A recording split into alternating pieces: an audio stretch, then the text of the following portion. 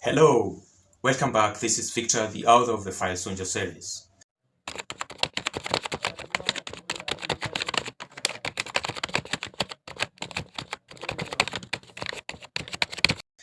In episode number 20, you recall, I made quite a huge effort of introducing majority of characters that we shall follow up in this series. Now today I'm about to embark on the specifics of Mission G Prof. And first off, this mission commences right here, right now. And when I say right here, right now, I mean in Berlin at Humboldt University. Now it's a mission you will come to appreciate as one that requires that one is both physically and mentally fit as a fiddle.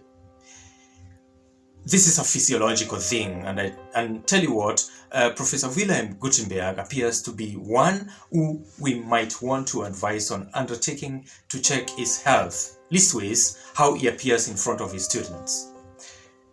Now, talk about whatever might be appealing to the eyes of the beholder. In this respect, we might want to talk about what appears to be a close match to how Professor Dr. Wilhelm Gutenberg might have appeared before his guests. Now, we are talking about an aged university don of about 70 years. So one thing that I'm sure is that he's lost his muscles. That is selbstverständlich. Selbstverständlich means obvious in German. This happens to some of us irrespective of ages, but allow me to confirm this should not be the case. Now today we are going to talk about why one might lose his bottom and gain a belly, okay? It's about a chemical called cortisol. Cortisol in excess can break down the quads and the gluteus maximus muscle. It happens gradually. Cortisol is a stress and survival chemical. One, cortisol basically keeps the sugar levels available so you can use it as energy a little bit later. Number two, it basically takes extra things in your body that you might not need and convert them into glucose. And the two major parts affected are the quads and the gluteus maximus muscles. Now this condition is called Cushing syndrome. It's basically a catabolic effect, and that means muscles are broken down, meaning you start developing what is called muscle atrophy. Some of the causes of this are: number one, menopause for ladies; number two, prednisone prescription; and number three, we have chronic stress; number four, if you have a tumor; number five, birth control pills; number six, inactivity; and last but not least, when you have pain in your back. But ladies and gentlemen, I'm not saying that this is how Professor Wilhelm appears to be in front of his students. I'm just being a little bit creative with what I'm trying to illustrate here, but I hope you have learned something here. So ladies and gentlemen, welcome to episode number 21 of Survive. So I'm going to proceed from where I left in the previous episode. We are not at a bargain. He had nothing else to frighten me with. Stop playing stupid games, Jake, I say. You wouldn't just let me walk out of here like a priest. We are in this together. You don't dig so deep, otherwise you're going to have to deal with Mr. Howard. See what happens when two egos rub against each other. Now we move to chapter 4, I beg your pardon. Chapter 4 of the first book of the File Soldier series. I embrace my meeting Professor Wilhelm Gutenberg as a defect with respect to defining the dynamics of my survival. Feel for me, despise me, but I had accepted this sparkle of my calling, for I was staggered by the sacred hand that was about to unfold before my own eyes. The elapsing time and spewed in misery, the devil and waited patiently. My return to the underworld had been effected accurately. I had been casted out of medicine and thrusted forth upon a condemned world that might have otherwise excited hopes destined never to be realized. I wanted in though, wanted more. A huge dose of money had been ejected into my short-term grad goal. We took a staircase downward. From anxious scrutiny of foregone conversations with the men bearing me company, I realized Wilhelm Gutenberg had expected us. "What's the emergency, gentlemen?" said Professor Wilhelm as we descended. "You have been undertaking surveillance of my activities? This has everything to do with the Harley-Davidson secret chain, I suppose?"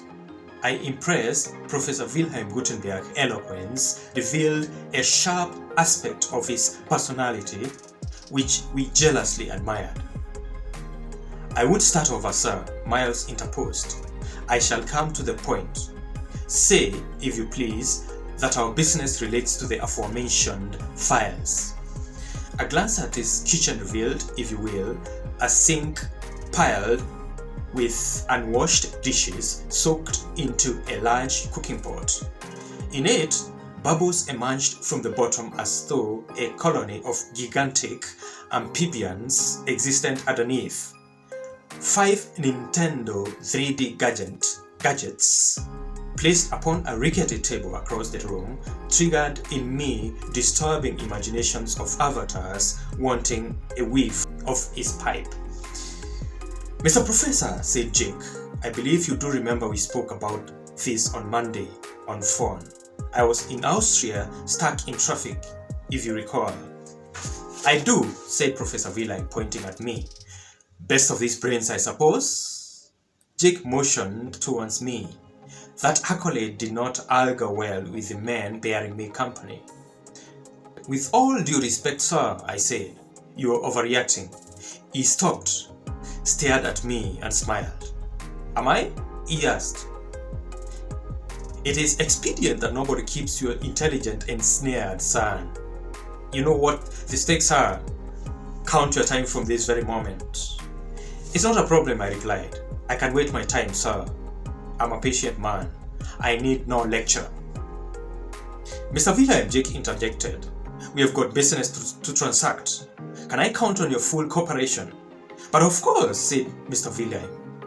"Pray take a seat, gentlemen, and make it quick. What's the code word?" "Mission G, Prof," said Jake. "Meet us at the commencement of this business about your own grounds." Like a curse, the anthook code and sank into everyone's mind. "Your call is in my memory, little man," said Wilhelm. "Let me make myself clear. The odds were in his favor. The magic was in his reflection against disgrace and rebellion. Conquests, let that pass." "The X-Files case, sir."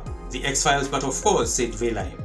"Last time we met, Jake, you broke into my house. Today we laugh what we hate tomorrow. But what shall I say, gentlemen? Warning signs are clear. Humanity is at stake here. I mean, prepare to take care of the living hell should the gambit pay off." In that reply, I read no beef, no grudge against Jake. Professor Wilhelm, having expressed his decaying worries over humanity that stood at risk of being wiped off the face of the earth should Mission G-Prof succeed, I assumed he had agreed to fix the derivatives to the X-Files hypothesis already. But I knew in the face of adversity, I couldn't be the worst nightmare. At pushing enemies, I was good. Terms to my contract would never be manipulated to my advantage. I would crucify everyone who dared, hoist them up, get them to sleep forever.